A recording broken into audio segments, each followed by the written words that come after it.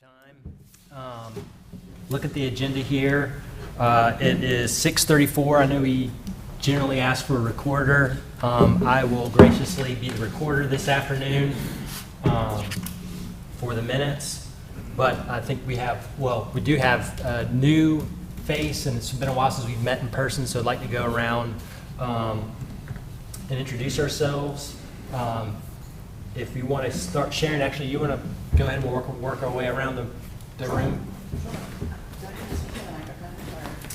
Yes, that would be good. Okay. Just if you just kind of point it at your mouth, it should be able to kind of shotgun mics, I believe. So. Okay, Sharon Patrick from the 4. Rachel Bird from the 1st Ward. Bill Kowecki, Council Representative. And I'm Brendan Williams, with the 5th Ward Representative. Hi, I'm Drew Gatlin, Staff Engineer with the City of Morgantown. Matthew Cross, representing Morgantown Pedestrian Safety Board.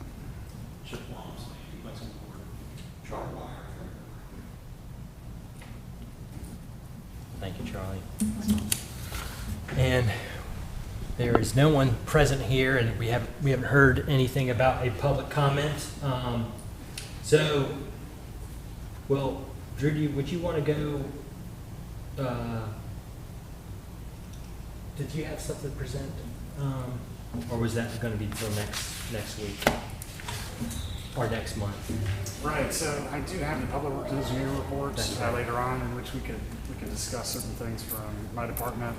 I guess we just to complete the roll call. Looks like we've got everybody that's a voting member here.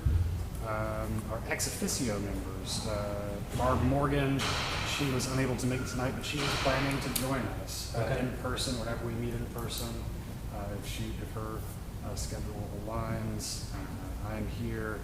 Sergeant Balderson generally would also attend in person, but wasn't able to make it tonight. And a quick question from the Planning Commission: did you all appoint anybody yet?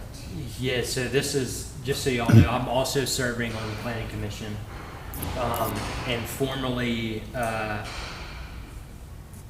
guess the Planning Commission respectfully disagrees that there has to be a formal person, especially since I'm already on there, so I don't think they intend on filling that role, especially since it's ex officio. It would just be a representative. If anything, we discussed that's probably relevant for them. I could be unofficially, officially the representative there, so that's probably going to remain vacant. Yeah, so this is not we're not going to necessarily decide anything from the traffic commission standpoint. This is not really on the agenda, but just a little update from some of the recent departures from the commission. That people didn't renew their desire to fill another concurrent term. One of those folks was William Blossom of the Planning Commission. Did not reconfirm his interest in serving on the Planning Commission. Right. And so by default, he was the Planning Commission's representative here. One of the things that we learned was that William probably should not have been voting for the past several years on traffic commission things. He is technically, the Planning Commission member was technically an ex officio. And so, yeah, they were in the wrong column all along. And we also learned that, I believe, the chair, what was the issue that you couldn't serve technically? Didn't make sense to me. Yeah, that's kind of what we want. So, yeah, I think that's unofficial. Right. Official sounds good to me. Sure.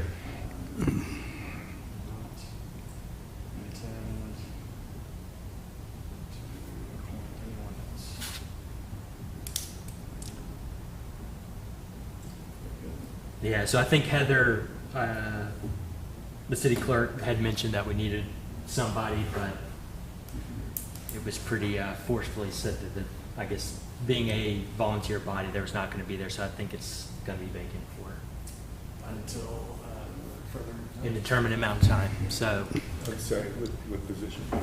The ex officio representative of the Planning Commission. Okay. I understand. I thought we really in truth, solve that purpose. Right, right. And as the benefit of that, I guess, simply would have been reporting. And as a matter of fact, we have an issue with council now that you, Mike, there was a zoning change over in, trying to remember the ward, what was it, 4th Ward or 7th Ward? 4th Ward, I think. Mm-hmm. That there was some concern about traffic along that route, that the zoning was that discussed? This was the same rezoning case that was heard last night. Yes. Maybe we can get into that in Yeah. the commissioner That's fair. observations That's fair. Happy to. and committee reports. Let's go ahead and, so just to formalize the agenda, I will correct your last name and replace it here with the question mark that's on the current agenda with Byrne. I kind of like the question mark. Yeah. Is it me? Is it somebody else? Yeah, right. This is one thing that I'm hoping to improve administratively. I have no clue when anybody is getting appointed to the traffic commission. It's always a surprise. And so it sure would be nice that I wasn't trying to play catch up or whatever. But in any case, yes, so that's good. And perhaps we can just add in the future, a specific planning commission relevant kind of topics Sure. to the agenda in the commissioner observations, right, or reports or whatnot. Sure. Cool. But other than that, I have nothing else. Great. Well, I think that's probably a good segue into the first discussion item of discussion on mission procedures. Just kind of, since I've been appointed to the Traffic Commission a little over a year ago, there seems to be, well, we passed the bylaws, which, very proud of our group for doing that, but there seems to be still a little bit of confusion or a want for clearing up procedures and exactly what our mission is going forward. So we, Shannon and myself and Drew got together a couple months ago to just kind of talk about what we kind of saw the Planning Commission or the Traffic Commission getting involved in. But I think it was a good kind of, before we get into anything else, not knowing necessarily what the procedures are and this and that we wanted to kind of just have some touchstones with a mission statement or a vision statement where we can kind of use that looking forward or guiding us to other things that we kind of want to investigate or discuss or look into. So also in the past year, City Council and the Planning Commission worked very hard on the Morgantown 2033 comprehensive plan, which that was done in conjunction with Mon County's comp plan and also the MPO's work as well. So I think that was probably a good spot because they have a section that deals with transportation, and front and center of that section is their vision for Morgantown. And so I just kind of wanted to read over it and just either if we want to officially kind of adopt that by reference as our vision statement, or if there's anything else that we think we may want to look into as we kind of develop these procedures going forward. But just so y'all know, I probably should come prepared with some printouts or something, or if there's a way that we can Put something up on the on the that board. You read it. And I will, Sure. Thanks, Drew. So the vision for the transportation section is that Morgantown will be an accessible city, working with its partners to offer a variety of convenient, safe, reliable, well-maintained, and equitable transportation options. Enhanced transit, bicycle, and pedestrian networks will connect neighborhoods and business districts. In addition, the goal of minimizing traffic-induced air and noise pollution will be prioritized to improve residents' quality of life. Now, I know it's kind of, I'm happy that Drew's going to be able to pull that up on the screen because I hate kind of it's a kind of a jumble of words at this moment, but I did want to get y'all's thoughts. I know we've definitely got represented from the PED board and the bike board, which is wonderful. So I think to start off, does the PED board and the bike board, do y'all separately have a vision statement or anything that y'all have adopted? Oh, we did that a long time ago. Wonderful. Tried to get the city to act on it. Gotcha. Because of money, and then we did the top 10 things that were free. Wonderful. And so we're still waiting for something to happen, but some things are happening. So. But you guys have a plan. That's how we managed to get our bicycle city ratings based on the comprehensive plan we put together. Matter of fact, the comprehensive plan is what the MPO is using for their bicycle plan. Oh, wonderful. So we've right. had a lot of people beating feet for a long time. Right. In the last 4 or 5 years, we were kind of like, we got everyone in the city, we got Drew trained, we got Damien trained, we got everyone understanding what bicycle-friendly cities are about. So, yeah. Wonderful. Well then, Chip, maybe off in a separate meeting, we should have some kind of where we can kind of dovetail a little bit. Right. Especially if we see kind of, I hate to say it, like, I don't think there's like a hierarchy of boards by any means, but Yeah. but so that, One of the issues that we have, because bicycles can go further afield than pedestrians, and so we start getting bicycle facilities that are outside the city limits. sure, And then who's going to accept ownership is a problem. right, So I wrote a grant in like 2015 or something for a $500,000 grant to do a thing along the east side of the guardrail going out 705. right, And so finally, the DOH took the money, which is misappropriation of funds. But I think Bill Austin possibly let that happen to have a torch to put under their feet later. gotcha. But I did notice that they just did a lot of mowing out there, and they actually mowed on the other side of the guardrail. Oh, yeah, yeah. So I don't know if they've noticed that there's a huge number of people that walk down the now long sidewalk goes all the way to the airport, to Right. the school. Right. And then they continue to walk around where that multi-use path that we proposed was. Gotcha. So, but the problem that the DOH didn't want to proceed, and since they were federal highway safety funds, they wanted to maintain control of it, Sure. was that it wasn't clear who the ownership would be, who's going to take care of maintenance and everything else. Right. Yeah, so. Gotcha. So there's all these little underlying things that until you know what they are, it doesn't make a lot of sense, but yeah. Right. There's little stumbling blocks out there that have to be taken care of. Sure, and I think with a kind of a unified mission going forward, it's easy, something like that for a multi-use path that's going to be in a public right-of-way, whether it be cities or DOHs. Right. I think it's good to have those aligned and where we can use those and kind of inform any type of decisions or public comments where we can kind of steer those comments and directions or where we want to go forward as we meet, rather than these kind of piecemeal and updates, but really kind of so we can provide any type of solutions to some problems. So that would be wonderful.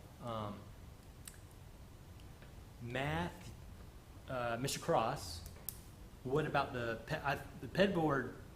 You guys probably have a pretty extensive pedestrian plan, do you not? We do. We had initial one in 2010 and subsequent 2019 with the help with the engineering firm, and a lot of that got sidelined because of COVID. Right. At this point. But we still have regular meetings with the Pedestrian Safety Board, although our representative contingent is diminishing, but we still have the meetings, and we have good communication going on with what to do. Chip, I can congratulations to Chip. He's done some great work throughout the years, even pre-traffic commission. Well, he's been on it for such a long time. But he's done some great work getting the bicycle infrastructure not only statewide but nationally known as well. Mm-hmm. So good work on that, Chip. What we're doing with the PED board now is it's been a great help to have Mr. Gatlin come on with the staff engineering firm. He attends our meetings, as well as Mr. Queckie attends, and sometimes Mayor Saline. So we have good information going on about some recommendations to improve the infrastructure in Morgantown. Our thanks also to MPO. We have a representative at our meetings. We recently had talked about the vulnerable road study, which was done by the DOH, Donna Hardy. So that's providing some great input on how the DOH, at this point in time, plans to implement some safety features in Morgantown, which is great. So we're getting some participation flexibility from the DOH. So we're continuing to have our monthly meetings and do what we can to provide the infrastructure improvements as best we can. And I will submit that information in my advisory role to the Traffic Commission, and we can all get some good communication cooperation going. Wonderful, wonderful. Well, does anyone, I do just kind of, no luck, Drew. No luck to pull up anything on the Okay. so that's all right. Sorry, Perhaps go we ahead. could set up a little subcommittee or something to work on that.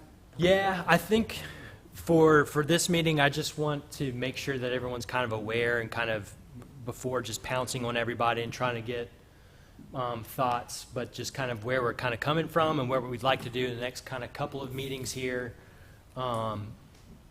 moving forward, so that we can kind of work on a vision statement going forward. Yes, Rachel. I just have a quick question. Is there a, and maybe because I'm new, is there a place that we like house all of the documents? I know you said we worked on bylaws that just recently were passed Sure. correctly. Is there a place where that exists for both public and or like internal? I assume that like some of this will get packets, or if we have Sure. additional information from Drew, from the pedestrian and bicycle boards respectively. Right. Is that on the bylaws? Are they on the I don't know if the bylaws are, but certainly, mostly the location in which commission-related and any kind of city-related document is stored is online on the city's website. I don't mean to interrupt, but I was just looking it up because I was curious about the bylaws also. There are references here to the establishing ordinance for the Traffic Commission. That's under municipal, what's that called? There's a section in there where you can call up the various articles. That's Article 151 in Traffic Commission. But yeah, that's the. But I don't know, is that current? Does that reflect what you've done with the bylaws, or is that just simply the establishing ordinance? That's just the establishing ordinance, right? Okay. Yeah. So. It would be great if we made those publicly available Sure. just for transparency, but also because I think it seems like everybody around the table doesn't have those available too. Not that this is, but just like right Yeah. now, it'd be nice to look at those while we're talking about the vision Right. and mission. Sure. Yeah. So, yeah, again, there's a basically morgantown.gov/traffic commission, traffic-commission. There, you will get redirected with a number before that in the URL, but if you just search the city's website for Traffic Commission, there is a web page that's dedicated to the Traffic Commission. There are various links on there. You can email the Traffic Commission. That email address goes straight to, it used to go to Mr. Cross, now it goes to Mr. Williams. So that's trafficcommission@morgantownw.gov. It says the meetings are the first Wednesday of the month, council chambers. It gives a link to the most recent agendas and minutes. Is that updated, you know? Not as well as it probably should be. Okay. But at least this is the container in which these things do exist. There is a complete streets resolution, traffic calming plan for neighborhoods, draft traffic commission cross-function flow chart, which may serve as a good place to talk about procedures. And then there is a traffic commission request form that is from the 90s, I believe, that is up there. There's also a list of the duties that's found in the establishing ordinance that's below all of the current members. So the bylaws, as you can, perhaps if you can recall that list that I just said in your minds. The bylaws are not clearly posted up here, easy to find. I'm sure that if you really dug deep, that you could find them in the minutes and agendas, or you might be able to. But perhaps this would be a good place to store the bylaws and then perhaps other items relevant to maybe the next topic on our agenda, the list of ideal knowledge shared by commissioners. Yeah, I think that would be a wonderful idea. I know for a while there, we were pretty hot and heavy with those bylaws, so we kind of, Right. yeah, moving those, as we review them, they were definitely getting shared, but that's a wonderful, and another, I'm putting in my notes here about onboarding, especially since we've got some vacancies. I know when I was appointed last year that there was a pretty huge packet of just history from the Planning Commission. But that was one thing that we were, tasked to do, is just kind of work through and kind of see what those procedures were. So, thanks, Drew. So I think that's a wonderful idea. Do you know who's kind of like the webmaster of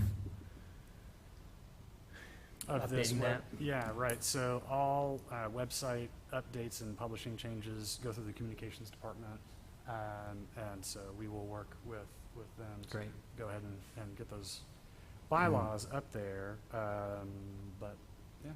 Yeah, I'm sure it was a huge undertaking. That is a big undertaking. It should be out, Sure. available, Yeah, well, thank you for that. I know it's working on that. We kind of forget that. Would this kind of serve your, you kind of seem to express an opinion that it would be a good idea to be a little bit more transparent and have some things available. Would this serve that purpose, do you think, having it on this website, or is there anything else that you envision? Yeah, no, you mentioned the bylaws, but I wasn't able to find them like prior to this, which it seems like they might exist somewhere, but deep within something. So I Right. just think it'd be great if we had those. Yeah. I don't know that we need everything that, eventually it all goes out, right? It's all public information, but the bylaws on there, I think, would just be beneficial for us to reference too as a commission. Sure. Especially like a vision and mission. I think they should those go hand in hand. Right.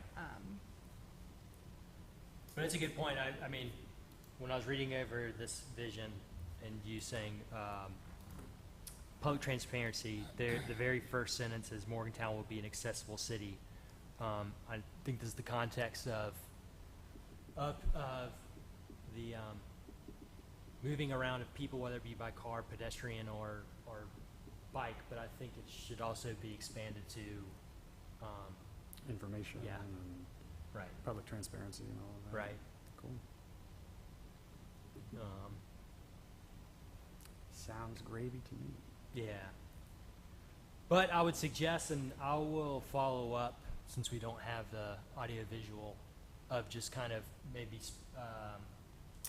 sharing that vision statement and some other kind of exercises that maybe we should work on in the next meeting. Maybe it's brainstorming, or if we're just kind of fine with this vision statement going forward, then we'll make note of that. But I certainly want to have us in the right headspace where we're coming with ideas, and I don't want to spring this on everybody right away and expect a good and productive turnout on something like a vision statement that we're going to adopt for future reference. Do you feel, Mr. Williams, that we have the expertise within the room right now to kind of craft that vision statement? Would you like to ask for any help? Would you want to hire a facilitator or something like that, to walk us through a visioning quest out in the woods? I would. I feel like we could take a walk around the Yeah, neighborhood. right. Yeah. Get the juices flowing. Yeah. Yeah, well, Absolutely. we end there. That's where we do our deep thinking. Yes, yes, yes. I think, well, I've had some background in leading those types of efforts, but I think first just to prep everybody that that's kind of what we would like to, and if everyone's in agreement or agreeable to that, going forward with that, kind of looking at some ideas, but then having a formal type of discussion with that. And part of that formal discussion would be having a packet on what we would be going through, what's kind of the idea, and then everybody to kind of prepare with some ideas to brainstorm a little bit going forward. And I know, Sharon, when we met with Drew, one big topic of conversation was education. Not only just for the traffic commission going forward and educating ourselves on what's going on with the bicycle planning and also pedestrian planning, but also informing ourselves of what our authority is and what is expected of us, how we can be better advisors to council and advocates to council if need be, but also too on different types of issues and topics and how we might want to get neighborhood associations involved and educating them, especially since a lot of the things that did, since my short time of being on this commission, had to revolve around things like stop signs and maybe what we could do, what type of data is available that we want to look at, maybe type of reports that are quarterly that we want to be updated on as far as incident reports. I don't want to make too many promises or demands on Drew, but something that's reasonable and feasible for us to be good advisors to council, but also a good advocates for Morgantown as well. So I think that's another thing that we've kind of discussed in the past and looked at a lot of the data sources. Drew, just as we kind of talk about that now, I remember we discussed kind of the incident reports, but there is a little bit of, I guess, logistical issues, I guess, with trying to pin down that information that we're looking at to a specific area where it came in, maybe because it wasn't standardized of who was taking the reports between Morgantown Police Department, Mon County, and State Police. Is that a correct summation? Right. So what Chair Williams is talking about is referring specifically to crash records, and crash records in the state of West Virginia are all managed on a central level, as many things are in the state. The database itself is not owned by the city of Morgantown or any given reporting agency. There are federal requirements for crash reporting, and those are all brought through the state sort of clearinghouse. State police, DMV, and Governor's Highway Safety Program all have different roles in this, the Department of Highways as well. So we basically, the records are much larger than the city of Morgantown, and our ability to sort of control or even obtain copies of them is pretty limited. And certainly our ability to control the form itself is non-existent. Right? It is something that is mandated for the state to do, and so that's not our job. We do have a responsibility to the citizens that we serve, right, to help improve traffic safety, and so consuming traffic records and crash records in general is an important part of that. But just an awkward thing to be a city in the state of West Virginia. I would say. Is there no way of calling out crash reports for regions?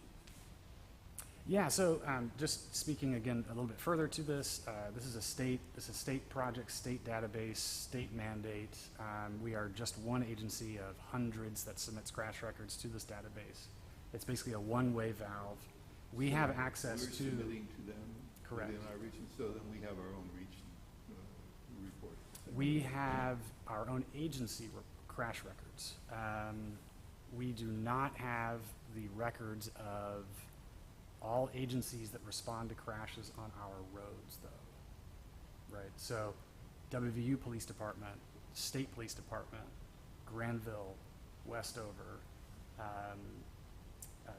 County Sheriff. So what you're saying is all we have is available to Morgantown us Police is Department. Morgantown Police Department. Correct. Okay. And so just to give you an idea, we've been, we're getting a little bit into the weeds here, but this is the topic of a thesis that I'm working on for 7 years. And so very familiar with this. And essentially, finally am getting some access to them, making these records geospatially aware, right, and getting access to, with the help of the MPO and also the state of West Virginia Department of Highways, some processed data that comes and should be representative of most of the agencies that respond on our roads. And we're looking at about 20% of the crashes that occur on our roads are responded to by other agencies. So that's a very significant number. And with things like bike and ped crashes, us missing or not having access to a record of just a single one of those, right, skews the statistics drastically, right? So this has been an issue that we've kind of known, right, has limited our ability to analyze traffic safety in our area. Now we are starting to be able to quantify how in the dark we are, more or less. And say of 3,000 records in a certain time period that I would have, 400 or 500 of those would be completely without any reasonable spatial data, being plotted in Antarctica or Null Island off of West Africa, right? And then about 2,000 additional would be found somewhere else by some other responding agency in the city limits. Sure. So substantial. Anyway, so yes, data like that, right, has been requested for a long time from traffic commissioners and the traffic commission. We really want to know where crashes are. We've known it's hard to get, and we're making very slow progress towards giving you all that data and also getting it for ourselves from the administration standpoint. But it is not an easy task, right? Sure. Other states, right, Ohio, right, all crash records are publicly available, more or less. They're published online, easy to analyze databases for everybody to see. That's not us. So coming from somewhere else, temper your expectations, please. I guess too, that makes me think about the mission and vision. Like, do we even have the expertise to do anything with these reports? You know what I mean?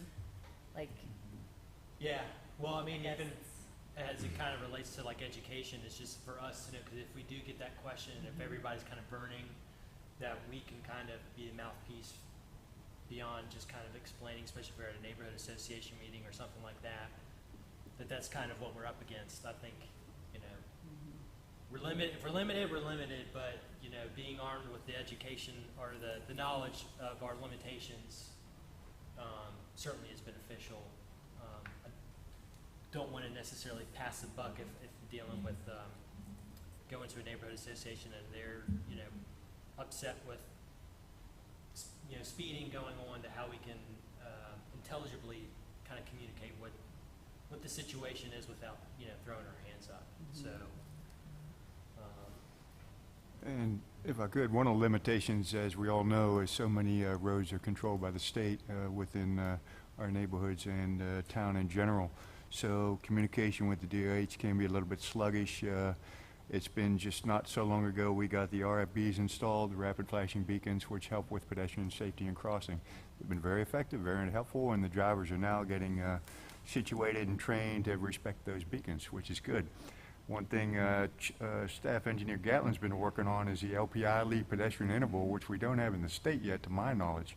But that is another great safety feature that we need to implement in this town if we can get the West Virginia DOH to come along with us. I know Bill Austin's been trying to leverage that as well. So those are some of the issues, and the data reports that Mr. Gatlin spoke of as well could highlight some of these areas where these crossing systems could be more effective, create more safety in town.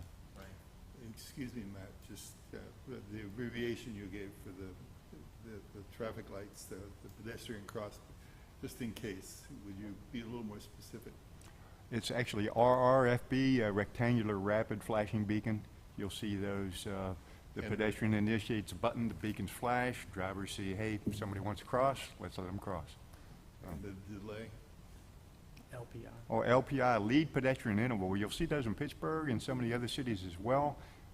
With the concurrent crossing, there are two types of crossing systems in Morgantown, concurrent and exclusive. I have a YouTube video, the Morgantown Pedestrian Safety Board explains those if you want to know that.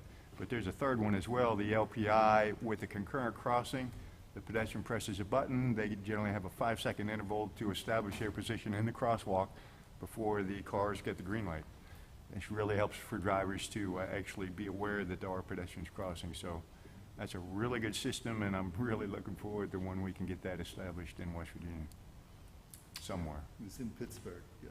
recently to the cultural district and experienced that. It was very helpful. No, thanks, Matt, for sharing that.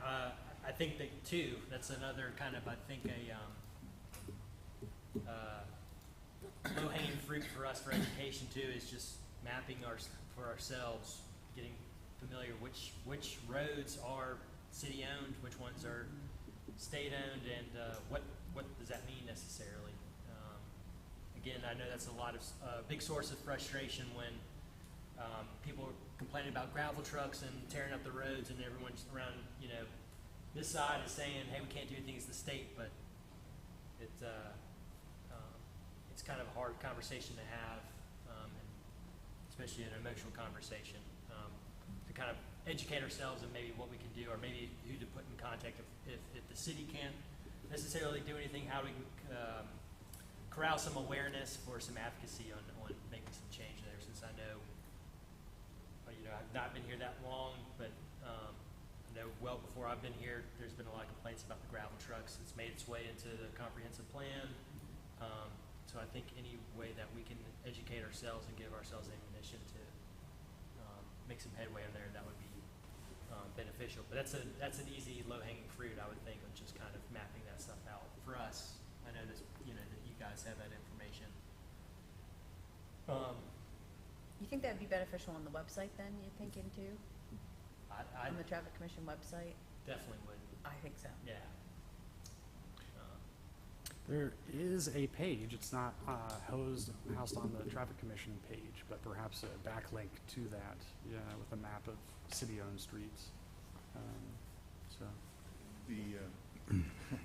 I hate to say this, but excuse me, since we're talking like this, we've made remarkable progress, particularly in the pedestrian crosswalks and what have you. There are some things that we're still fighting and we'll continue to fight. The gravel trucks are one of those. But when those are installed, it would be nice to herald those achievements and list them. I think it would make it easier for us to recruit if they were just, briefly mentioned as this is an accomplishment, the city accomplishment, and not necessarily the traffic commission that did it. There are a lot of other people involved. Drew's certainly been instrumental on many of them, as Matt, and the things that have been done with the pedestrian, the bicycle board are amazing also. But somehow I'd like to see those achievements listed somewhere along the line so people say, what are you doing? Well, this is what was done. This is not, you just took it for granted it appeared one day, but a lot of people spend a lot of time trying to make it happen. I think that's a great idea. I'm wondering, it's probably too late for this year if we did, calendar year or fiscal year, but where we do that. Everybody does a year-end report no matter where you work or whatever you do, so that might be beneficial. And even if it's just that we met, you know what I mean? That we're here and we're trying to do what we're supposed to be doing. I think that might be helpful. And I think, as Mr. Clucky said, might help people, oh, you know what, this is a productive group. They are doing things and they do have an impact. So I like that idea. If we can kind of keep track of accomplishments or anything, progression that we've made. Right. Yeah. And if I may, let's compliment the DOH in the process, because they're spending millions of dollars in Multnomah County to improve our infrastructure, so let's compliment them when we can with their participation. Absolutely. Thanks, Matt. I think that's kind of been my vision for this process, is starting something where we have, whether it be a comprehensive plan or something that yearly, every 5 years or so often, that we can mark off progress. We know kind of where we're headed, and it's easier to tout. We don't have to recreate the wheel every so often or wait until a problem arises and try to figure it out. But Brennan, I'm obviously new here, but I was looking at the Traffic Commission, the cross-functional flow chart that's there. I'm just curious, does the commission typically have residents who come in to bring an issue like that needs addressed? Is that a frequent occurrence, or is it, as a commission, we, go to our respective, we know our respective neighborhoods, we bring these issues? Do we do like walking audits or biking audits? I guess I'm curious, maybe it's a combination of all of that in issues that people bring to council, but how do we make our decisions here? right. I guess I'm asking. Yeah. So to your point on yes to all of them, that this has been kind of, I think since I've been here, there's been less in-person discussions, mainly because the 311 Yeah. has been so Very good. successful. It's kind of, cut us out, we're not no longer the middleman that goes straight to the source. And I guess I should say, Drew's department probably fields a lot of that. Yes. I don't want to discount that you have a pulse on what's going on in the city, but I guess just where those all come from. Yeah. So we haven't had too many people come and present any type of issues or discussion items to us directly. But so Drew's fielding a lot of those calls. They're going to the 311 app.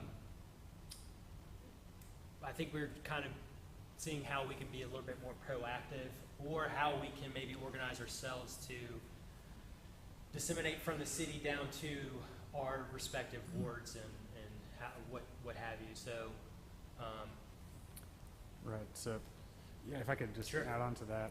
It'd be interesting to hear, so Chip and Matt, I think you are the two longest serving members at this point. I of can the probably provide a commission. historical. Well, just in general, yes or no, would you say that 10 years ago or whatnot, we're almost getting to that point in which you've been involved with the Traffic Commission. I've been coming to traffic commission meetings because of other positions. Right. Since like 85. Right. And so it seemed So- like, the answer to your first question, do people come here very often with concerns and present issues to the Traffic Commission that the Traffic Commission hears? That was one of your questions. And over that's the like- decades, that's gotten fewer and fewer and fewer. Right. Over Because time. we are in a different age now where we can do things electronically. But we had little ladies that would come in and say, oh, I need a stop sign on the corner because my cat's going to get run over by all the high school students who are speeding through there. And so we would hear a lot of stuff like that. And we would hear landlords that didn't have enough parking or whatever. So, That right. has diminished as we moved into the new millennium. And not just because of communication changes, right? So the Traffic Commission was started in the early 50s when traffic engineering was by and large a new thing, right? And cars on roads, the transportation system was rapidly changing, right? The Traffic Commission in the 50s was a significantly more deliberative and decisive body than it is today. Council looked to the Traffic Commission and the members on it, who included people like representatives of the freight industry, right? Not just like somebody who drives a truck, but like a liaison to the Teamsters or whatever, right? And a variety of other technical, individuals, the police chief, the fire chief, other people like that sat on the Traffic Commission, made decisions about things like stop signs, right? Recommended in a very similar way to the Planning Commission now, in the BZA, right? Board of Zoning Appeals recommended specific interpretations of vague guidance, right? That is, in 2024, not very vague anymore, right? In the 50s, things like where you put a stop sign was pretty vague. Now it's not, for better or worse, right? And so in 2021, or 2022, I believe, maybe December, forget, maybe even 2020, this issue, this topic, we discussed this for a long time. And the city administration was felt a little hamstrung regarding our ability to manage things like traffic control devices, which are, again, not very vague anymore, right? Like when and where you install these types of things, certain of these things, right, now has a lot of very prescriptive guidance from federal agencies, right? That we felt it was not really the appropriate, that the purpose of the Traffic Commission could probably be updated from receiving technical questions like that and slowing down sort of this response for citizens to be able to request corrections to safety issues or whatever, right?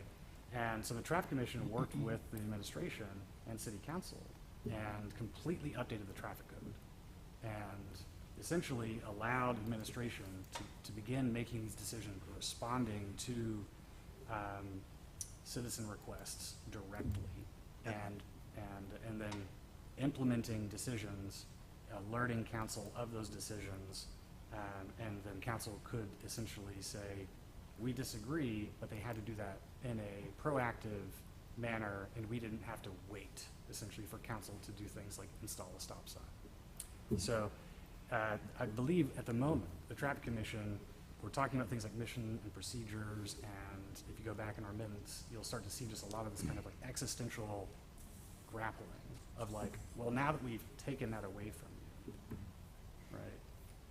We haven't really, but now that we are able to do that without this 3-month, essentially, minimum process of a citizen going to council, making a request, council saying, you need to talk to the Traffic Commission. The Traffic Commission then says, staff, you need to go do a research thing, and then come back and report it to us, and then we're going to deliberate, and then we're going to send it back to council. Council's then going to pass an ordinance, that's going to take an extra month. I mean, it's a remarkable, that was a very inaccessible process for people. Right.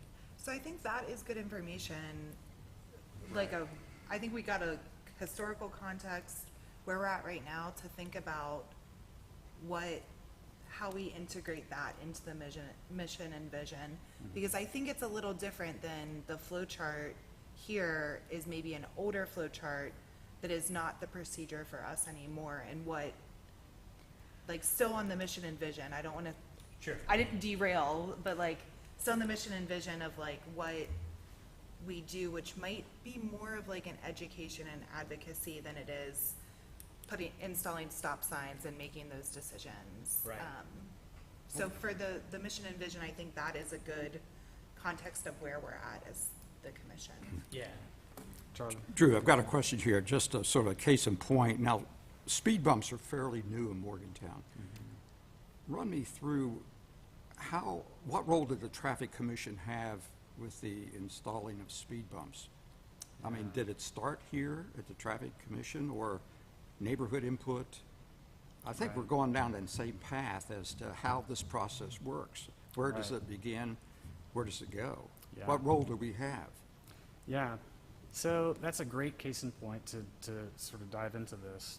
The city, I believe the first speed humps, so the city does not by rule install speed bumps like you might find in Westover or Granville on their city streets. We, for better or worse again, we interpret the MUTCD pretty strictly in the city of Morgantown, the manual on uniform traffic control devices, and speed bumps are not really to be used in traveled rights of way. Those are for parking lots and private property and these types of things. So we install speed humps, which are very large, speed tables types of thing. I don't exactly know the history of that, but I imagine that the Traffic Commission played a key role in alerting the city administration that this was a new type of thing that they would really like to see used in the city. Bill, were you on council when this went through? I don't, it's foggy. Generally, the process was that we would get complaints for traffic control, some sort of speed modification, and we went through numbers of different ways, whether you would chicane or whatever. I believe the first was installed in 2003. So that's pretty late Yeah. from a national standpoint, right? We didn't really have traffic calming on our roadways until the early 2000s. It was complaint driven though, and it came in, it would have come through this body at the time. Right. Okay. And there are lots of records. I have actually a file box I was going to haul in here that we found of lots of deliberations from the 70s, 80s, and 90s regarding these types of things in the Traffic Commission. And the truth of the matter is the city's capability, the way administration has filled vacancies, we've grown. We've become much more sophisticated, whereas in the past, you would get like Westover, you get a mayor who runs a grader, in the parking lot or something like that. We've gone from that to now very professional ways of approaching things. Yeah, love Westover.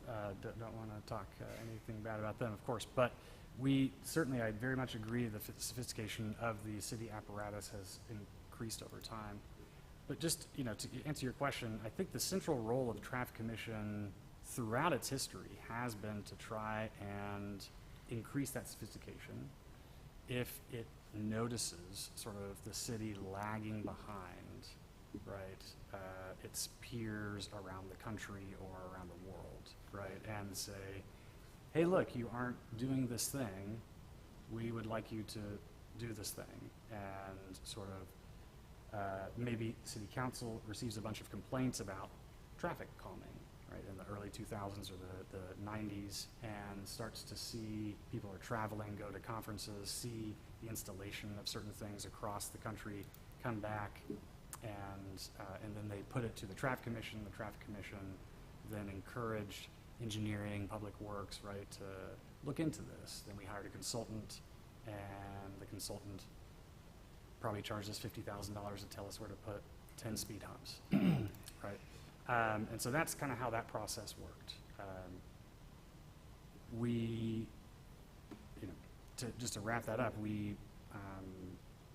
I personally, and I believe my colleagues do, believe that there's still a role for the Traffic Commission to sort of serve as a body to, push on us if we are not sort of doing the things in general that you want to see being done in the city. We're an advisory board, yeah, so. Right. Right, but there's no, whereas before there may have actually been a technical decision or a technical recommendation that you all would be making to council, we really don't have the place for that much anymore. But again, if somebody requests something, say, on 311, and they get or one of your constituents, right, gets a response from us that they're not happy with, right, and they think that we're interpreting it incorrectly, right, this would be a fine body for them to come and push back on the administration, right, and say, hey, look, commissioners, I don't think that I'm, with your vision and with, all the other goals and whatnot, right, that, I think that this, again, serves as a body for recourse, sort of. Yeah, if I could quickly, as the process went years ago, let me compliment and give my thanks to Martin Dabrowski. He was a long-term representative of the 7th Ward. He was always asking about, what kind of response we have and how can we tell the people who made the request what we're doing, what we consider the decisions that were made. So going ahead in the future, here we are in the middle of the century, adaptation to the new process is justified and good, I think. We might not be so involved with some of the hard decisions with engineering, although I will say in the past, when we were involved with some of those discussions, it did help me and probably others to actually know how the traffic control devices work and to examine them around town, and you could start to see around town where things are not working, what the problems are, and really get your mind ahead on it. And that can still happen with some of these information and requests that comes in. As Drew said, we could still entertain maybe some folks who are not satisfied with their 311 request or whatever. We can certainly, entertain that, and education will be a large part of that as well. Just tell people about, for instance, the speed humps. That was a big request, but we came to find out that a lot of neighbors don't like speed humps because of the noise they make when the cars go over them, and they tend to speed up and slow down, and that creates more engine noise. And that was an interesting aspect to the implementation of speed humps. It's not just a traffic calming device, it has other consequences as well. So going forward, if we do engage with the public more, I would like to see a little bit more, and I don't know if it's happening right now with the 311, but, and I think it is, those requests are being responded to and saying, here's what we looked at, here's what we want to try to implement, here's why we could not implement it.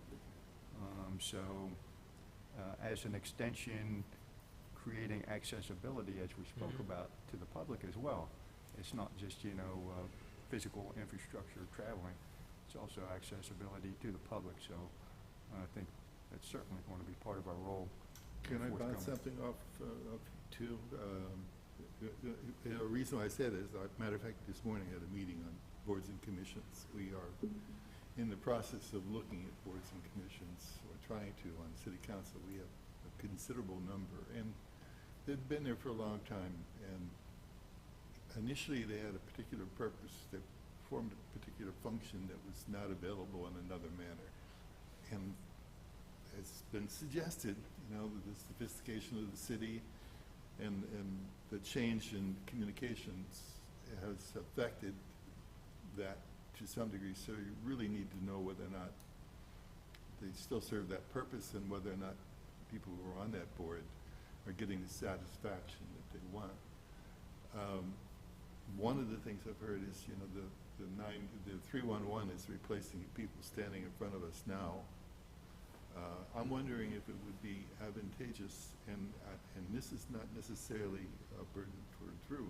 Drew is one of the people who would receive that notification, but he receives that notification because he's been put on the list that comes to him for him to look at. I'm wondering if it wouldn't be something that we could request of the city, that if there is a road or traffic associated 311, that we might all get it too, so that we know what's happening within our neighborhood in case someone didn't report it or we didn't hear about it at another place. And then also too, I'll carry on. Since the function has changed considerably, and I dearly love meeting face to face, but I also I know that that's a burden for people to carve that time out. Do you want meetings that need to be regular, or do you want meetings that need to be called as agenda requires, or do you want to set a minimum number of meetings? You want to meet quarterly or whatever? Whatever it is, we need to make that public so that people can take advantage of this commission, assuming that, you believe that the function of this commission is appropriate and you want to meet. Right. So, I've thrown a lot of things at you. I'm not making suggestions one way or the other as to what should be done, but it should be your consideration, I think, also. We were this close to dissolving the traffic commission when Harshbarger was the council rep. We were moments away from a vote, and he steered it away. So the traffic commission has had existential reckoning for a reason for quite some time, and it has waxed and waned since the 50s. I think it had at least 10 to 15 years of non-existence, essentially, over that time. And before my tenure with the city, it had basically stopped meeting. The engineering department had stopped convening meetings and stopped sort of entertaining agenda items. And so we've, even in my tenure, we've waxed and waned, and are more or less meeting quarterly at this point. Yeah, I think this is more reason to go through this process to kind of just figure that out and, you know, really what makes sense. And two, we're a volunteer body as well, so what makes sense of our time. And speaking of which, we've been here for an hour, so I don't, you know, want to keep open discussion forever. I do want to get to committee reports and the engineering report. But for future meetings, I will do my homework and get it out to Drew to distribute as we kind of think about a vision statement and moving forward of kind of what that means, what to kind of brainstorm and actually have some brainstorming exercise to come up with that vision, and some ideas possibly of how other similar type bodies kind of run, and then to just stuff for us to react to rather than me just kind of throwing up a blanket question to the group and try to make our meetings a little bit, I'll be respectful of your time and a little bit more productive when we meet. But with that, I don't think we had too much, we didn't have any sort of ideal knowledge shared by commissioners other than bits and pieces, but I would like to go into committee reports.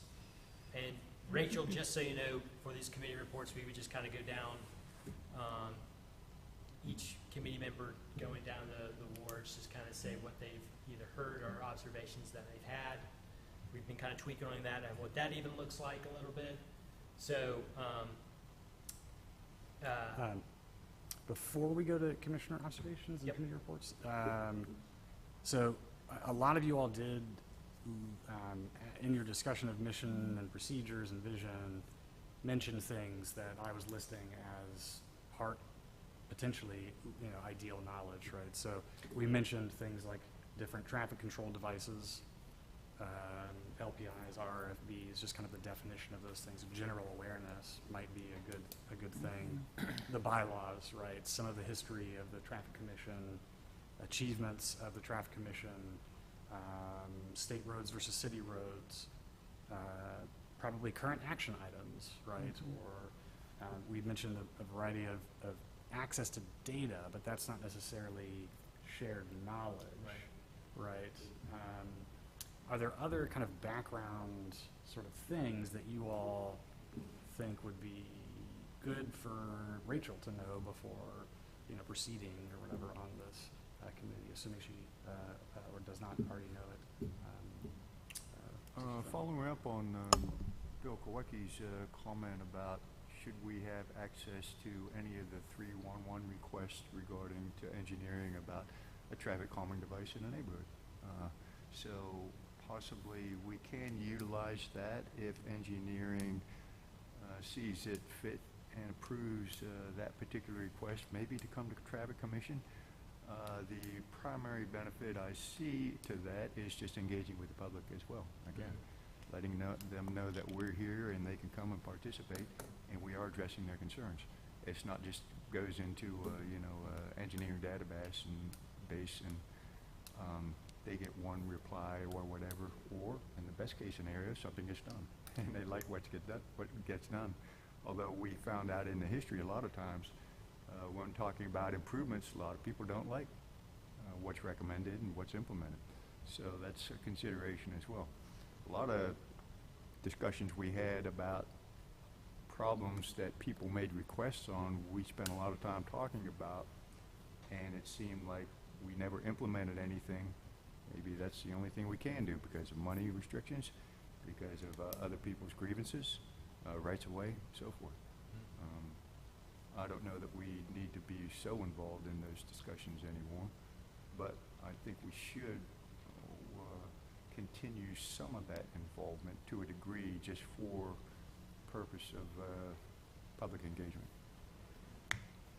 Sure. Thanks, Matt.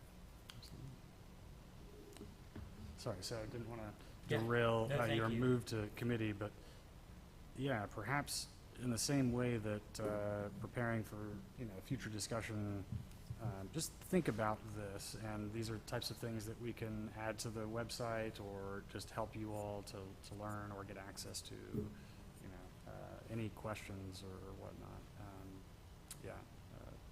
So, of course, also, if any of you want to go through these file boxes of minutes and whatnot, I welcome you to come to my office, and I'll sit you down and give you, Do access the to work, whatever you huh? want. Yeah. And there was a point, some of the information on there, you said before was sensitive, depending on who made the submission and so forth. Should that be omitted, so. Right, you for should- 311, right. Just while we're on the topic of 311, Drew, is that something, is there like a spreadsheet or something that has like a tag of like public works, or especially like traffic stuff that comes through, requests that are made in 311 that you get regularly? No. Okay. You all may have been exposed to the new kind of portals the city has opened up. That's not just 311, but like the permitting and the fee portals and a variety of other things like this.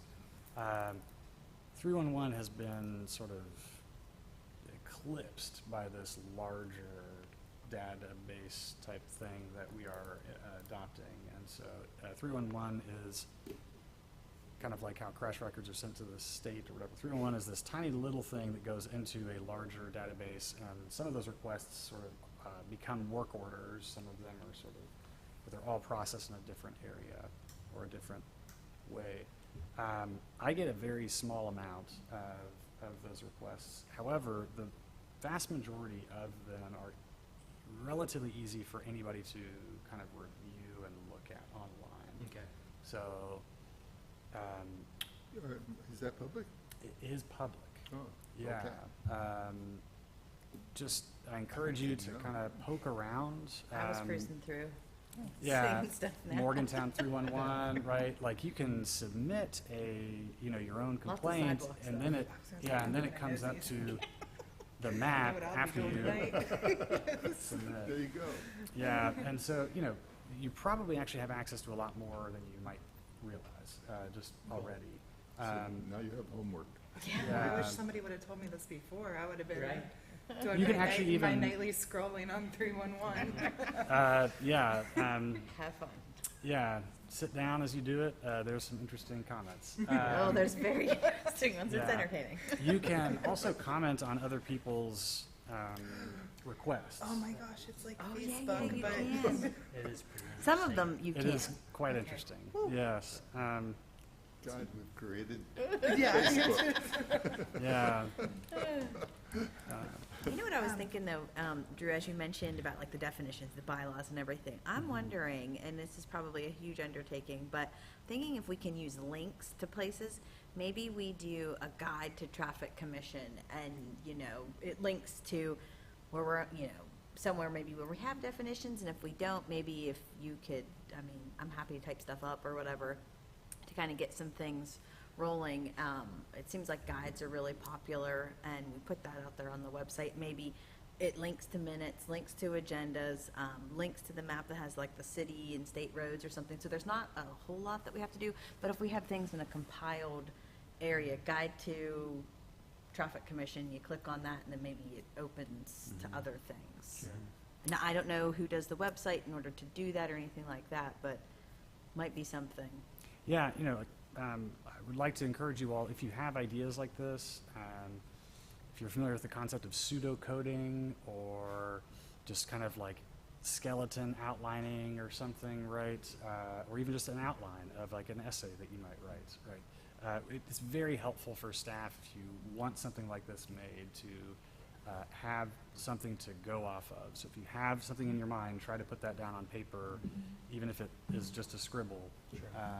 But that'll help us a lot rather than starting from scratch. Yeah. So And then the brainstorming idea, I don't know, I know when we were doing the bylaws, we had it in a Google Docs. Maybe we can have something like, maybe Rachel writes something and I'm like, oh, you know what, how about this? Or, you know what I mean? Something where we're brainstorming together, but asynchronously as well. So we don't have to meet in person. Yeah. Maybe we could do something like that. yeah, that may violate West Virginia state okay. sunshine laws. So right, it's a funny thing, right? This body is quite advisory, quite informal, right? But we do affect certain decisions that are made in this room, right? At least according to the state of West Virginia, affect people in a material enough way that this body has to basically behave like city council, right? We have to publish agendas. You all can't we can't necessarily meet at Apothecary, all of us, and talk about anything that we might end up voting on. If we were a body that was actually making decisions, yes, that would be so. I believe because we're only advisory, I don't know that that's going to be quite that.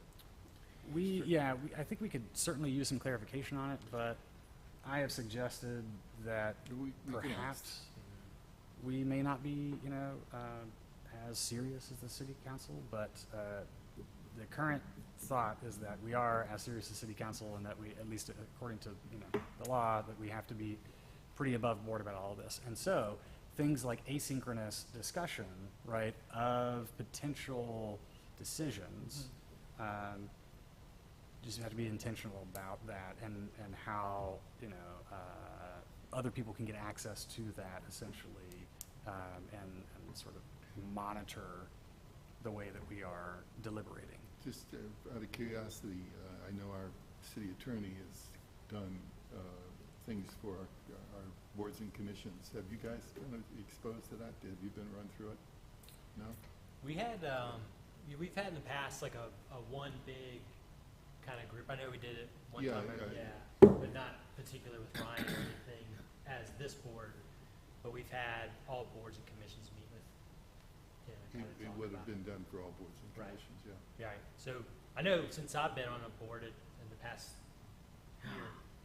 Sorry, We've done I think I've missed those. Mm. But yes, now that you're saying that, yes, there's been some. So the meeting. opportunity was there. for Yes, you. yes, Okay. correct. Some trainings on like the Sunshine Law and all of that, Open Meetings Act. And, Yeah. Yeah. Mhm. Yeah. Those are periodically offered, for sure. Yeah. We think it's a good idea. We just have to make sure it's Oh, yeah. compliant. Yeah. Yeah. On that note, I just wondered if, say, you two wanted to meet. Thank you for joining and volunteering your time, by the way. This is great. So you come up with some new ideas. Would it be appropriate just to deem them as a subcommittee? We did that in the history. It talked about traffic calming. We met at Panera, talked about Yeah. some issues. So. We certainly, that could be done with subcommittee. What's the limit on the number of counselors that can meet? You can't have a quorum, so it's 4 for Okay. us, because we're 7. And it's really kind of restrictive and difficult. Mhm. So if you really want to discuss something, you throw a workshop and then it becomes public and Right. press is in there, and that kind of inhibits conversation sometimes, but. Right. So theoretically, maybe, right, these subcommittees should be limited underneath of that, Yeah. that number, but. Definitely, they would, suggest that. And, there's certainly exceptions to the Open Meetings Act. Yeah. So, but I don't think we should have too much of a problem. I feel comfortable discussing any of these things in front of anybody, so. Of course. Nothing controversial, but certainly to be mindful of.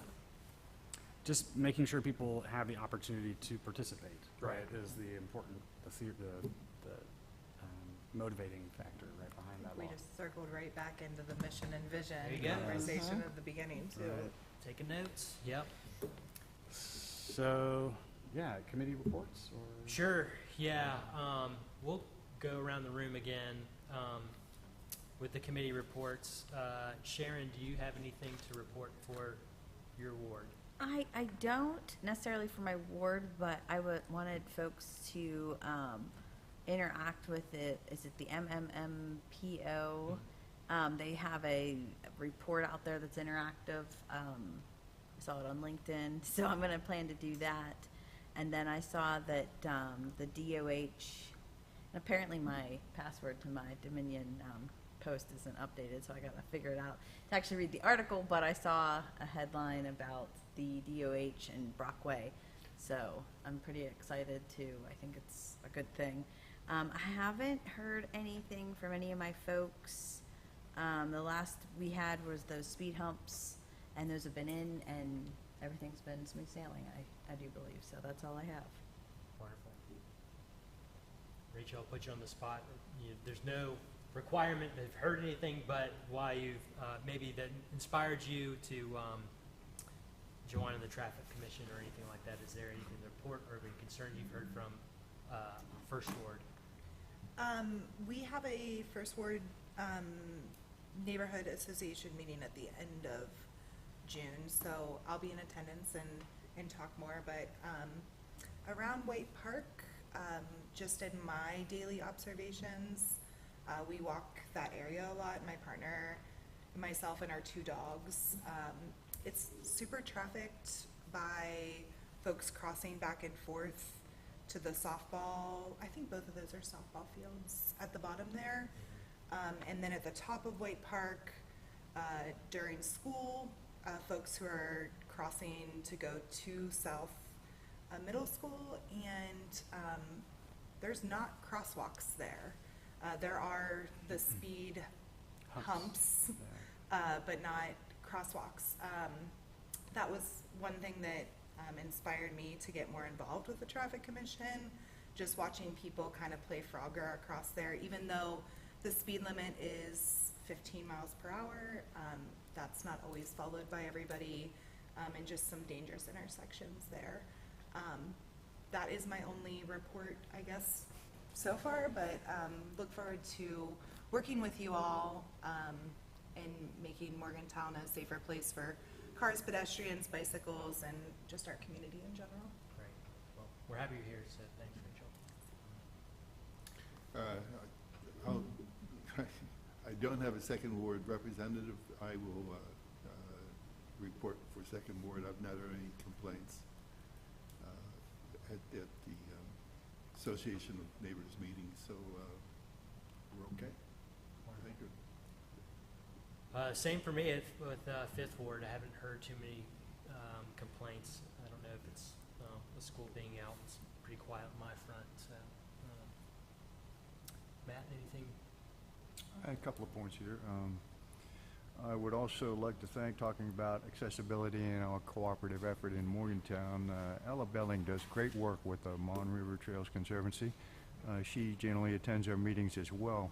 April 13th, there was an op-ed in the Dominion Post about unsafe crossing conditions for folks getting down to the concert series at the river. And so Ella brought that up, and she got the PED board in touch with the Mountaineer Country Convention Visitors Bureau, and they came out and met Mayor Selene and myself and did a walkabout.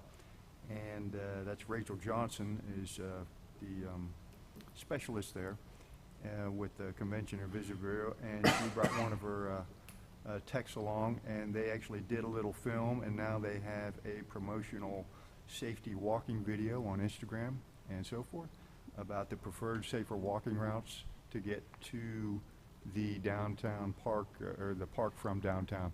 Westover Bridge crossing, Pleasant Street, is notoriously hazardous. It's incomplete. Drivers are not educated on the crossing system, so it can be dangerous. So we're encouraging walkers to cross at Walnut Street, which is an exclusive crossing. And Ella pointed out that they don't actually have to cross University Avenue at Foundry. They can go under the bridge there at Sturgis Street. So that's a point of education we're getting out now to folks visiting Morgantown from out of the area who may not be familiar. They can walk a little more safely and enjoy the concert series, which is a great event in downtown Morgantown. So thanks to Ella for that. She's been instrumental in helping a lot of us with our pedestrian bicycle infrastructure and the rail trail, which is one of the real gems of Morgantown. Great attractive feature. Also, at our pedestrian board meetings, it's interesting the people that we engage with. Many years ago, Amy Boggs from the West Virginia Governor's Highway Safety Program was attending some of our meetings. She subsequently got in touch with Frank Enko, who works with the Baltimore County Highway Safety Program, and he attended one of our meetings, and he was talking about how they have a robust program for the safe routes to school, walking to school. which we've been hoping to get implemented in Mon County for a long time, but I've not been able to make any headway. You point out, Rachel, about the lack of crosswalk at South Middle School. Is that where that is, South? I think it's South Middle School that's Yeah. across from the At the White ballparks Park there, over there, yeah. So I met with them years ago, and they just didn't seem to have interest. It's really tough breaking into the BOE and, I understand their position. So, I try not to push too much, but it's something we can continue to work on because we want kids to be safe. We want them to get educated on how to cross safely, and how to watch out for dangers in our transportation system. So hopefully, we can continue that, and maybe you can help out a little bit over there at the school. That'd be great. Last thing is, I think Sharon might have been talking about the microsimulation study for downtown Morgantown? Yeah. Yeah, that's MPO, and Kimberly Horn did a presentation. I was privileged to be one of the stakeholders and attend the meeting. They're doing excellent work on that, getting information to come up with some recommendations about some possible changes, upgrades in Morgantown. One of the things that was mentioned, changing the one-way grid, which is an interesting thing. As I understand, a lot of cities have gone away from that one-way grid, which creates a safer environment for walkers because cars no longer have that drag strip speedway effect where they can just blow down a road without worrying about oncoming traffic. But those are some of the things we're talking about, so my thanks to the MPO for engaging Kimberly Horn on that. They also have attended our PED board meetings, and Drew has been there as well. Drew has some interesting programs coming along. He applied for a grant for Dorsey to Downtown, which is a great project to improve the Dorsey Avenue corridor getting into town, which would be great for First Ward. So glad you're on board, Rachel, for that. Hopefully that'll come through in time, and that's all I've got. Okay, so bicycle board, we're sort of in a state of limbo because we've got so many things that are out there that we're waiting for the city to take care of. We used to, by the way, write our own grants and do our own things, implement them, because no one knew anything about bicycle infrastructure, just like, a lot of people didn't know anything about all of the things in the MUTCD or what the MUTCD was, or there wasn't one at one time. And so, we've learned a lot about that and been able to educate people like Drew and Damien to keep, the bicycle thing rolling. A couple of things. So for the new folks that are in your wards, something that's happened in the last 10 years, we've had a couple of occasions where someone has gone to you or you've gone to someone in your ward, and then you've brought stuff to the group, and we've been able to discuss things. And a couple occasions, I think Drew actually went out to some neighborhood associations to educate some people, but we did a pop-up thing up at the top of South Park, at the top of Grand Street, trying to come up with some traffic calming things. And when Drew went up and set up a bunch of cones and we were all up there, everyone came out of their houses and they were like, "What the heck are you doing?" And they thought they were going to change the street immediately. And they said, "Well, you're never be able to get fire trucks." So Drew cued the fire trucks, and the ladder truck came and went through all the different chicanes. Nice. And so it was kind of neat to be able to get the traffic commission out at this pop-up to meet with the people in the neighborhood, and they could see, because they were the ones complaining because people were going too fast in the neighborhood. But then when we came up with some ideas, they were all freaked out. So there's a lot of things that we've done in the last, say, 10 years that have been some bright, shining things that I think that are things that we can do. I think that's why it's important to have the people that are the ward representatives to communicate and go to your meetings. Unfortunately, I think we've had reported back far more times than not, it's always the same few people in the ward that go to the meetings, and you're really, unless there's a really hot issue. If there's a hot issue, then everyone will come out. Yeah. So Parking. So those are some things for you new folks, to try to interact with your ward and then bring that stuff to us, and then we can try to, Perfect. Thanks for that insight. Charlie? Okay, just a couple of things. I know the Eureka Cafe has become very popular up there on the hill, and as a result, there's been really more parking for cars going there, but also traffic has increased. There's there's one blind intersection that I think we ought to really take a look at, because I know I have problems crossing Morgan from Virginia. You know, it's Raymond Street coming up. So I'd like for someone to come up and sort of just take a look at that. There's been concern there. And also, I wanted to check, this is going back, you know, the money that was sort of divvy out for all the wards on some of these projects that we were looking at.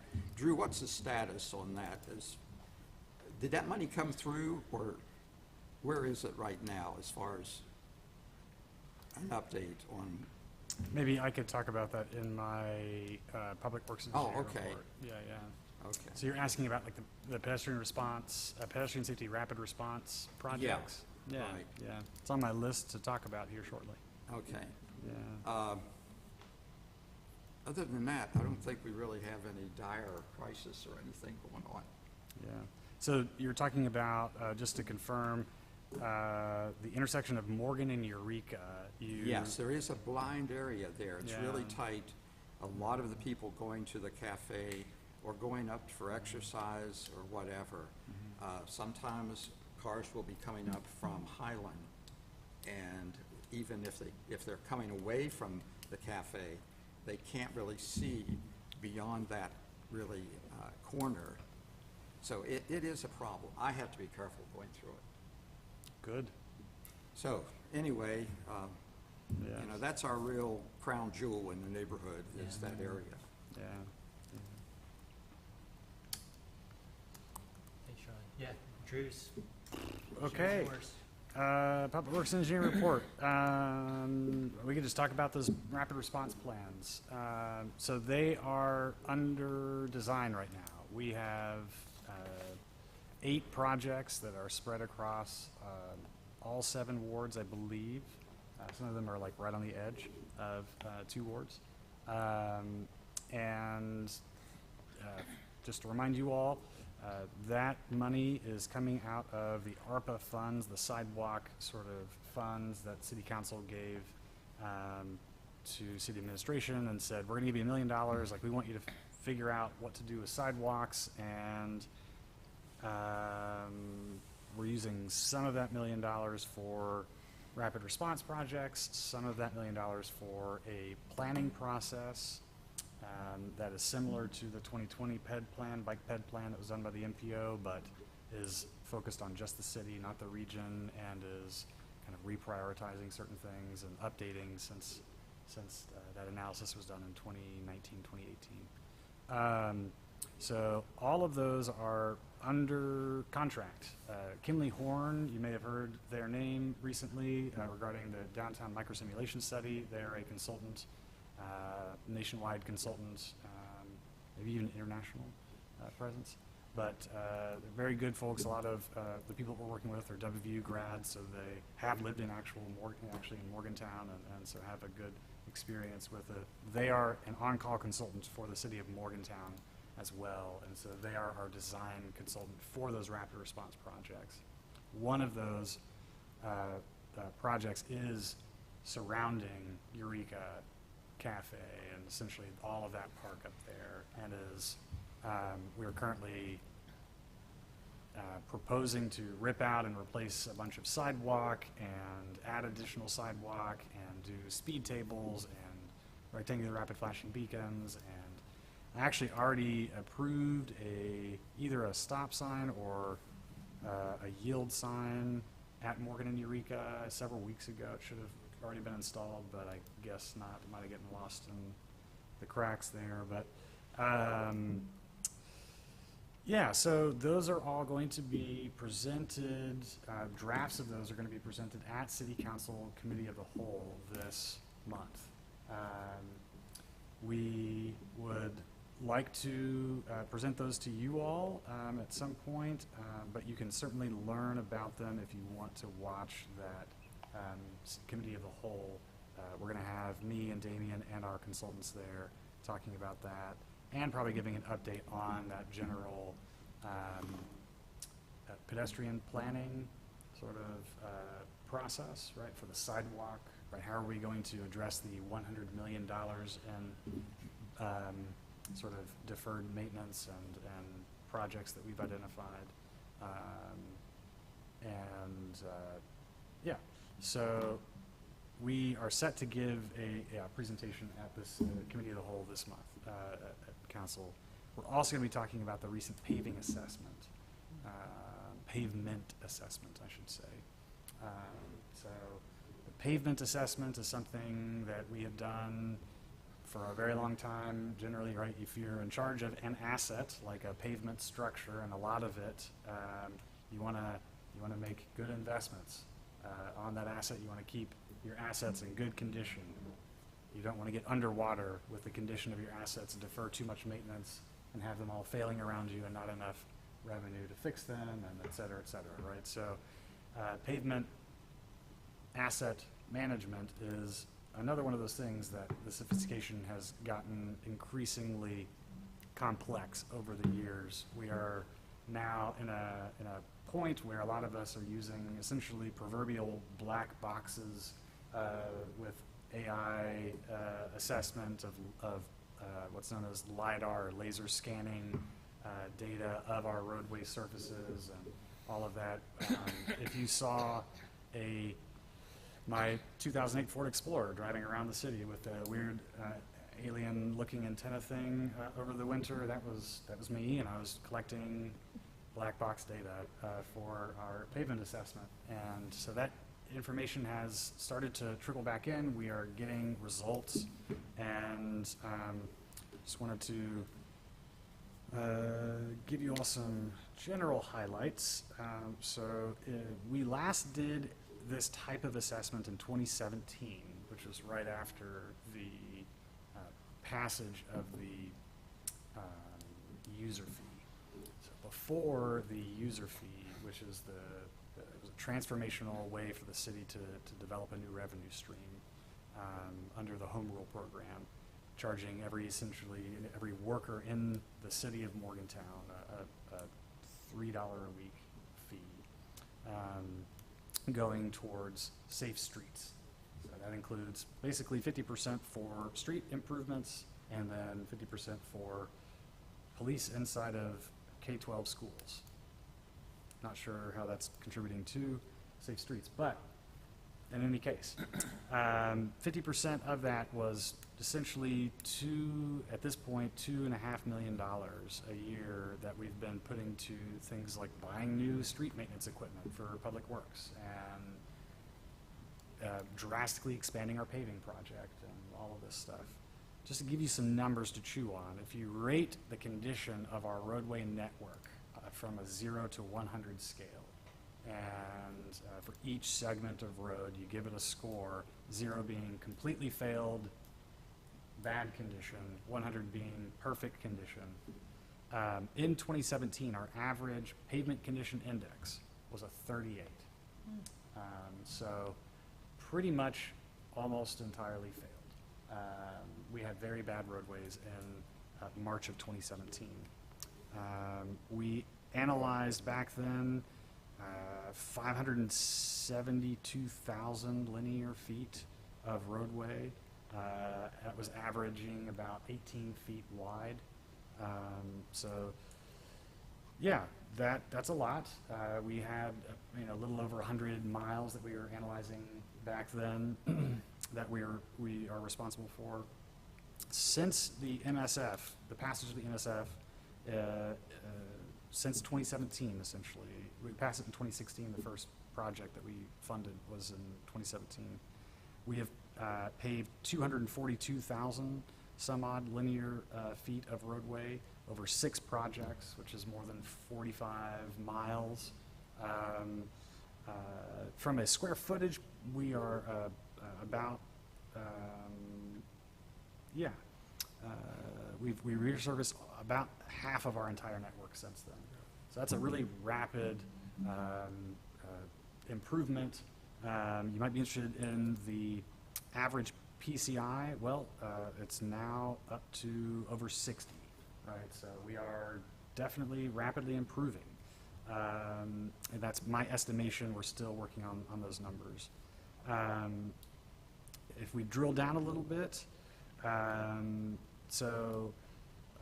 if we think about all of our roadways. They include things like alleys, very, dead-end roads, cul-de-sacs, and then, of course, things like arterials, very wide roads, 4-lane roads, and things like University Avenue, which is a 2-lane road, kind of feels like not as important as it should be, or as it is. Dorsey, for example, also another roadway that is really narrow but very high priority from emergency access and from, supporting people getting from and to and from where they're going, right? Where they want to go, where they live, where they work. If we call those the priority and emergency response roads, that was rated about a 48 out of 100 in 2017, and it's now over 85 out of 100 today. So really cool numbers. It's really great to see this. I was actually quite surprised. I thought we were doing a lot worse. But yeah, so that's good. Fantastic. Very fantastic. And yeah, so you all, just to give you an update, right, today was the very first day of paving of this year's project. And I'm going on 14 hours working today. And I got to be there at 6 o'clock in the morning tomorrow. So we made a huge change to how we do the project this year, and it was kind of a gamble, but we have been experiencing increased costs, dramatically increased costs in our paving project year after year, 50 to 100% increase in unit costs since the pandemic, essentially. And so really grasping at straws about how to control those costs, making sure that we can continue to have this type of improvement in our system. And what I did essentially was remove the requirement for the contractor to go all over the city. If you've been around here and you've been through certain paving projects in the past few years, since 2017, the contractor is working literally all across the city. Roadways that it's just, we're paving one roadway and then we'll mobilize to another roadway and then mobilize to another one. They might move around the city 30 or 40 times over the project. We have 3 main areas where we're working this year. So really thought that by reducing that mobilization, now that we have that general network in a much higher, and particularly that emergency response streets network, right, in a much higher condition, that maybe it would make sense to go into certain neighborhoods and just do everything else that's ready, that we have yet to do in these neighborhoods. All of the small side streets, all of the dead-end roads, all of the things that we probably would never get to if we only focused on the higher grade roadways, maintaining those, and just starting to complete certain neighborhoods. And so we had a bunch of streets that we had delayed from the original plan in 2017 that we had delayed because of utility work, planned utility work, water line upgrades. Found where most of those existed. They were mostly in Evansdale, around the Oakland, sort of northeast of University area, Greenmont area, and then the Saberton, kind of the traditional Saberton area, and decided to just flesh out all of those and build a project just from those. So we fortunately have the state coming in and doing a lot of other projects in other parts of the city, so that's also giving us a little bit of cover to not, giving love to some of the other neighborhoods, but we also wanted to make sure to balance this with the fact that we've almost entirely repaved other neighborhoods already before doing this. So anyhow, our prices all of a sudden dropped 30% this year on a unit price. So that's huge. We're back down to numbers that we were paying in 2019 on a tonnage basis. So mission success. For that, also, it seems like a good idea that we're getting a lot of good feedback from the contractor just about how simple the project is, and generally good feedback from residents regarding, like, instead of having paving activities in your neighborhood every year, like, you just get it all done, right? And then you don't have to see us again for another 10 years, more or less. So Yeah, that's, just wanted to give you all some background as to why we made those changes and give you some updates as to where we're at. I presented on this assessment at 2 statewide conferences in May, and people were very interested in these decisions that we're making, so glad to be representing the city and glad to have the city backing me and making some of these more, you know, yeah, shots in the dark decisions with things, so. Well, I think, you know, we'd all applaud you for, you know, being creative and coming up with a solution with that, because I know that usually that's pretty, costs like that is, can't really get creative with costs, so that's really awesome, Drew. So thanks for y'all's hard work. Thank you, thank you. If you don't mind, congratulations, that's very good. I do have a question for you in terms of timing. I know that you're over in Evansdale first, and then you're going to Greenmont. I'm wondering what the impact will be and timing will be between what's happening on Route 7 and the paving that you'll be doing within the Greenlawn area. Yeah. Do you have any indication as to what and when, and if there is any kind of, I'm still troubled as to how people are going to get around without traveling Route 7, period. Yeah, yeah. So just to speak a little bit to that, the DOH has let a project. They've advertised, bid it out, and awarded a project to Mountaineer Contracting, which is a great company, local company that does excellent work for the resurfacing of and the base repair in certain areas, the removal of trolley tracks and things like this on Brockway and on Burroughs Street. All of that work began today, including our own project in Evansdale. So we received notice at 4 p.m. yesterday that they were beginning work today, which is kind of how it goes. Do we know how they're approaching that? Do we know if are they just simply milling at the time, or are they going to be actually, I guess it's Hogback and the corner down at the beginning of the bridge that they'll be dealing with, They're, primarily for base, I'm saying. yes, yes. We have not seen the final plan sets. We did comment on the 95% plan sets pretty extensively, and we're excited that they were planning to do a substantial amount of base repair, which means essentially removal of everything that's under the pavement structure all the way to the subgrade, and then stabilization of the subgrade, and just complete reconstruction of the pavement structure at those areas. It would be great if they did that for the entire length of Brockway, removed all of the brick, repaired all of the base, because basically the entire thing is not built and designed to support the level of traffic or the types of traffic that are on it. But we'll take what we can get at this point. It's really good to see the state having done, made the certain types of investments they're making right now in Mon County. At some of these statewide conferences too, incredible to hear about the state's new approach to analyzing pedestrian safety and risk.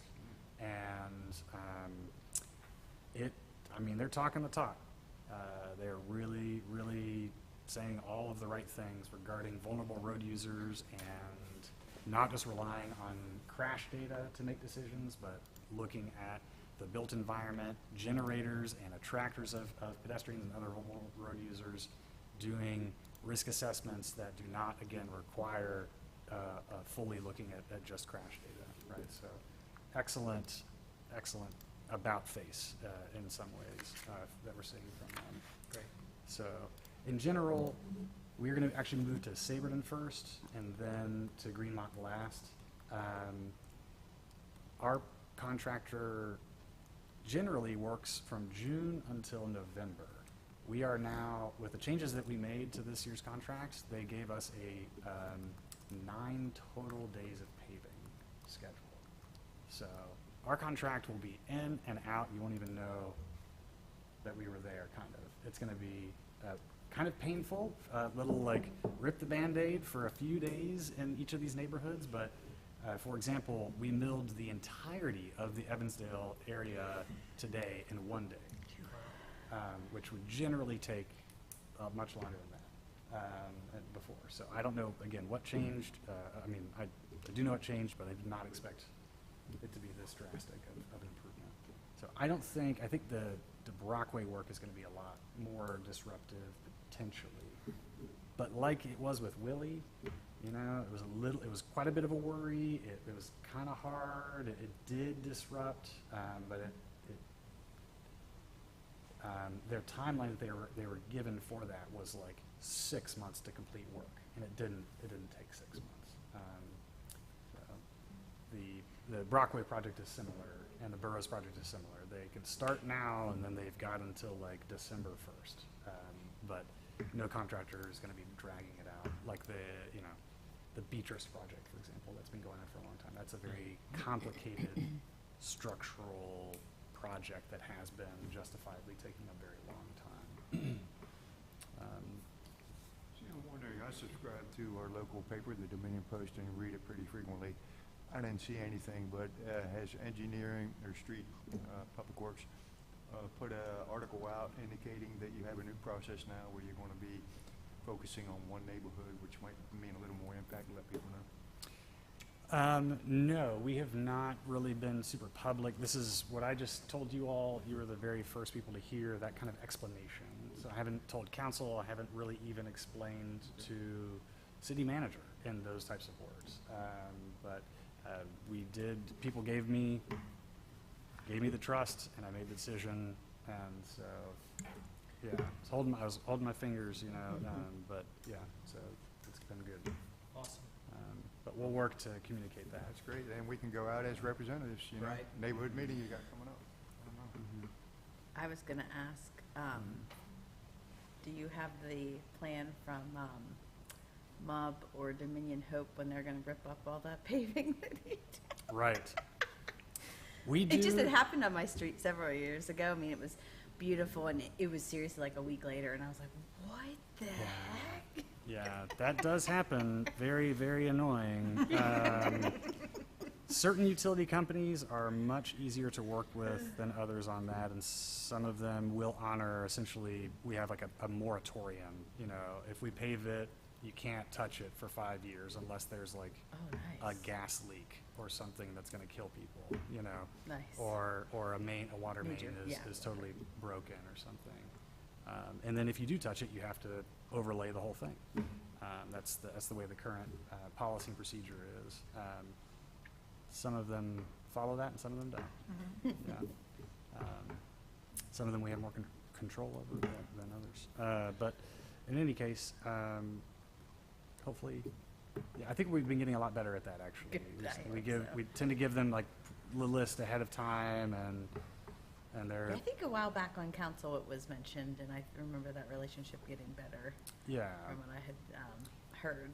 Yeah, it used to happen very often, yeah, and now it's less and less often. So, if your neighborhood was not one of those, I apologize. We will get to you as soon as possible.